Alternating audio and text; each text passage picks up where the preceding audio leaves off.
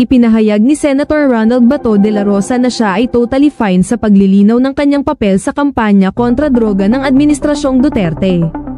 Ang kanyang pahayag ay kasunod ng tawag mula sa kasalukuyang hepe ng Philippine National Police, PNP, na si Police General Romel Marbol para sa mga dating hepe ng pulisya na linawin ang kanilang pagkakasangkot sa laban kontra ilegal na droga. Sinabi ni De La Rosa, isang dating hepe ng PNP, na maari ni Marbol na simulan ang kanyang sariling fact-finding efforts, binibigyang diin ang responsibilidad ng PNP sa usaping ito. Ang tawag para sa paglilinaw ay lumabas matapos na akusahan ni retiradong Police Colonel Roy Inagarma na mayroong reward system para sa pagpatay sa mga sospek sa droga, na di umano'y sa utos ni dating Pangulong Duterte.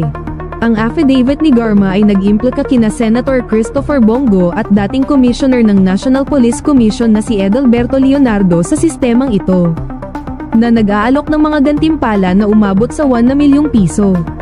Tinanggihan ni Go ang pagkakaroon ng reward system at anumang pagkakasangkot dito.